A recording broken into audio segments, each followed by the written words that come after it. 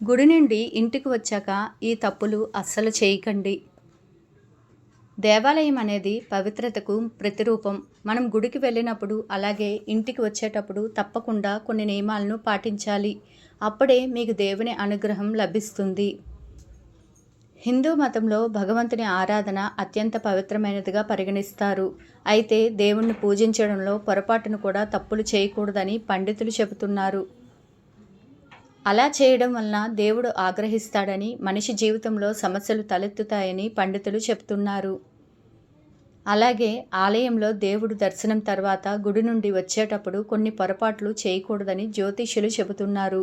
మరి ఆ పొరపాట్లేంటో ఇప్పుడు ఈ వీడియో ద్వారా మనం తెలుసుకుందాం.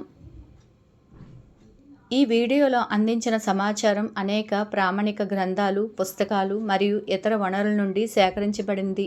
ఇందులో మా సొంత సమాచారం ఏమీ లేదు. ఇందులో ఏదైనా అస్పష్టంగా, అసౌకర్యంగా అనిపించినట్లయితే దయచేసి మమ్మల్ని క్షమించండి. అలాగే ఈ వీడియోకి ఒక లైక్ చేయండి. మీ ఒక్క లైకు అనేది మాకు ఎంతగానో సపోర్ట్ చేస్తుంది. దేవాలయానికి వెళ్ళాలనుకుంటే ఉదయం 10 గంటల లోపే గుడికి వెళ్ళి దేవుని దర్శనం చేసుకోవడం మంచిది.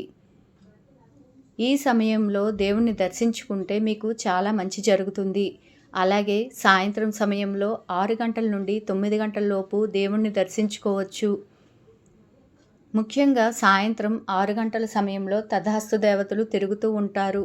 ఈ తథాస్తు దేవతలు ఎక్కువగా దేవాలయాల్లో సంచరిస్తూ ఉంటారు.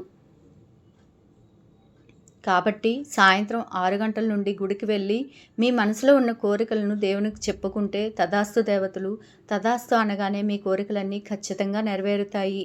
గుడికి వెళ్ళేటప్పుడు ఎర్రటి వస్త్రాలను ధరించి దేవాలయానికి వెళ్తే చాలా మంచిది. దేవాలయానికి వెళ్ళగానే ముందుగా ధ్వజస్తంభానికి నమస్కారం చేసుకోవాలి. అంతేగాని ధ్వజస్తంభాన్ని మాత్రం పొరపాటును కూడా మన చేతులతో ముట్టుకోకూడదు. అలాగే ధ్వజస్తంభం నీడ కూడా మన మీద పడకుండా జాగ్రత్త పడాలి. తర్వాత గుడి లోపలికి వెళ్ళి గర్భగుడి చుట్టూ 3 ప్రదక్షిణలు చేయాలి. గుడిలో ప్రదక్షిణలు చేసేటప్పుడు గుడి వెనుక భాగాన్ని తాకుతూ నమస్కారం చేసుకోవాలి. ఇలా మొక్కడం వెనుక ఒక బలమైన కారణం ఉందని జ్యోతిష్యులు చెప్తున్నారు. గుడిలో మూలవిరాట్ ఉండే గర్భాలయం ప్రశస్తమైనది.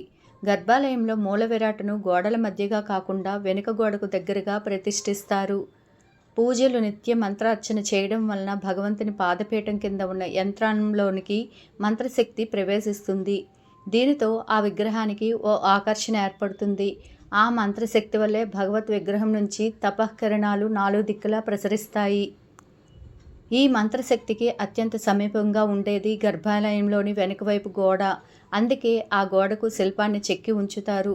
భక్తులు అక్కడ ఆగినప్పుడు తపశ్శక్తిని పొందడానికి వీలుగా ఉంటుంది.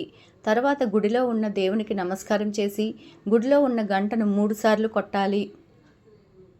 అలాగే గుడికి వెళ్ళిన ప్రతి ఒక్కరూ 3 సార్లు ఎందుకు గంట కొట్టాలనే దాని వెనుక కూడా ఖచ్చితమైన ఆంతర్యం ఉందని పురాణాలు చెబుతున్నాయి. అదేమిటంటే ఆలయంలో దేవుడి ముందు ఒక్కసారి గంటను మ్రోగించడం వలన అది మరణానికి సంకేతం అని పురాణాలు చెబుతున్నాయి. కుటుంబం సుఖశాంతుల కోసం మనం గుడికి వెళ్తాం కావున ఎవరూ కూడా ఆ దేవుడి ముందు ఒక్కసారి గంట మ్రోగించకూడదు.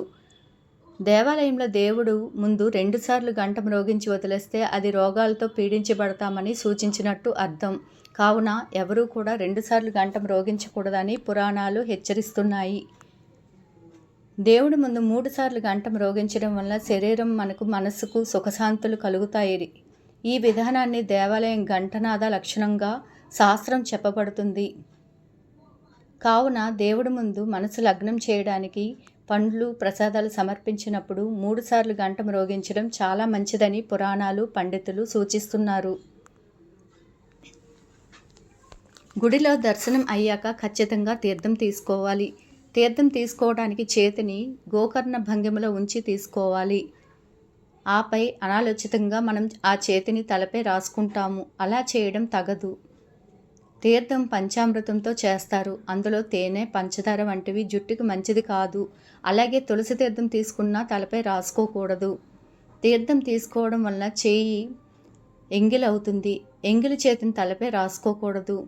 ఏ తీర్థం తీసుకున్నా చేతిని సాధారణ నీటితో శుభ్రం చేసుకోవాలి. వైష్ణవ సాంప్రదాయంలో గంగాజలంతో అభిషేకం చేసిన తీర్థాన్ని మాత్రమే తల వెనుక రాసుకోవాలని ఉంది. తీర్థం సేవించిన తర్వాత శటగోపనం తప్పగా తీసుకోవాలి.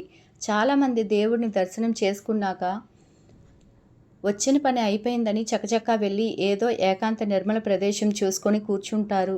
కొంతమంది మాత్రమే ఆగి శటగోపనం పెట్టించుకుంటారు. శటగోపనం అంటే అత్యంత రహస్యం. అది పెట్టే పూజారికి కూడా వినిపించినంతగా కోరికను తలుచుకోవాలి. అంటే మీ కోరిక శటగోప్యము. మానవునికి శత్రువులైన కామము, క్రోధము, లోభము, మోహము, మదము, మాత్సర్యముల వంటి వాటికి ఇక నుండి దూరంగా ఉంటామని తలుస్తూ తల వంచి తీసుకోవడం మరో అర్థం. అంతేకాకుండా శటగోపనం పైన విష్ణు పాదాలు కూడా ఉంటాయి. కాబట్టి పూజారి మన తలపైన శటగోపనం పెట్టేటప్పుడు మనసులో మీ కోరికలను కోరుకోవాలి. కానీ ఇది చాలామందికి తెలియని విషయం. ఇలా కోరుకున్న కోరికలు నేరుగా దేవుని పాదాల దగ్గరకు వెళ్తాయి.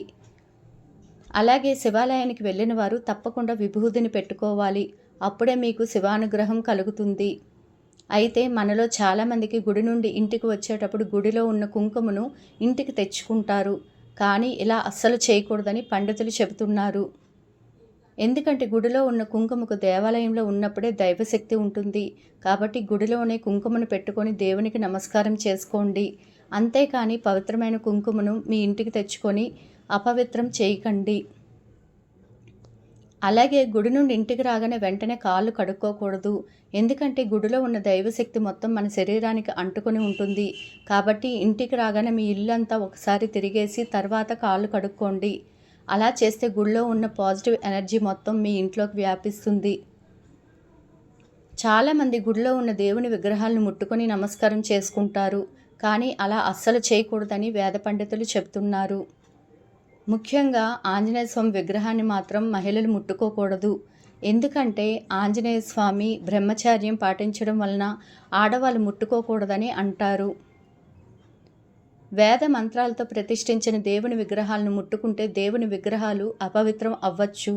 కాబట్టి గుడిలో ఉన్న దేవుని విగ్రహాలను మాత్రం అస్సలు ముట్టుకోకండి. అలాగే గుడిలో కొబ్బరికాయ కొట్టిన తర్వాత ఒక కొబ్బరి చిప్ప నిండుగా పంచదారను వేసి తొలగిస్తాం దగ్గర పెట్టి నమస్కారం చేసుకోండి. ఇలా ఎవరైతే చేస్తారో అలాంటి వారికి జీవితంలో డబ్బు కష్టాలు లేకుండా ఉంటాయి.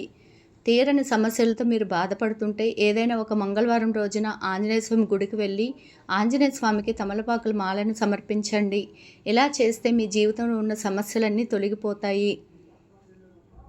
దేవుని దర్శనం అయ్యాక గుడిలో 2 నిమిషాలు తప్పనిసరిగా కూర్చొని ఇంటికి వెళ్ళండి. గుడి ప్రశాంతతకు మారుపేరు. దేవుని దర్శించుకోగానే మనలోని కోపము, అహము, ఆవేశము, స్వార్థ చింతన కొంతసేపు దూరం అవుతాయి. వెనువెంటనే జనారణ్యంలోకి వెళ్తే మళ్ళీ మన మనసు మనల్ని యథావిధంగా నడిపిస్తుంది. దర్శనం అవ్వగానే కొంతసేపు ప్రశాంతమైన మనసుతో కూర్చుంటే ఆ దేవాలయాల్లో చేసిన యజ్ఞ యాగాది పుణ్య పూజల ఫలం వల్ల మనసులోని మాలిన్యం కరగటం ప్రారంభమవుతుంది. అలా కొంతైనా ఆరోగ్యకరమైన ఆహ్లాదకరమైన సమయాన్ని గడపగలుగుతాము. గుడిలో వచ్చిన ప్రసాదాన్ని గుడిలోనే తినాలి. అలా తింటేనే మీపై దేవుని ఆశీర్వాదం ఉంటుంది. అంతేకాని ఆ ప్రసాదాన్ని ఇంటికి తెచ్చుకోకూడదు.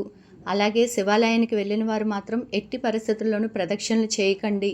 ఎందుకంటే గర్భగుడిలో ఉన్న శివునిపై నుండి గంగ ప్రవహిస్తూ ఉంటుంది. మనం ప్రదక్షిణలు చేసేటప్పుడు గంగను దాటకూడదు. కాబట్టి శివాలయంలో మాత్రం ప్రదక్షిణలు నిషిద్ధం.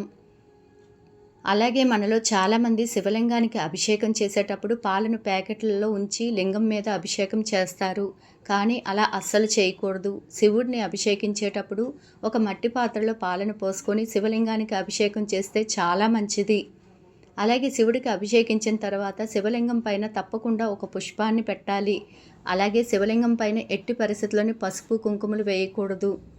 గుడికి వెళ్ళేటప్పుడు ఒట్టి చేతులతో వెళ్ళకూడదు. మనకు తోచినందులో పండ్లు లేదా పూలు ఏదో ఒకటి గుడికి తీసుకువెళ్ళాలి. సోమవారం సాయంత్రం శివాలయానికి వెళ్ళి శివాలయంలో ఒక నెయ్యి దీపం వెలిగించి ఓం నమఃశివాయ అనే మంత్రాన్ని 108 సార్లు జపించాలి.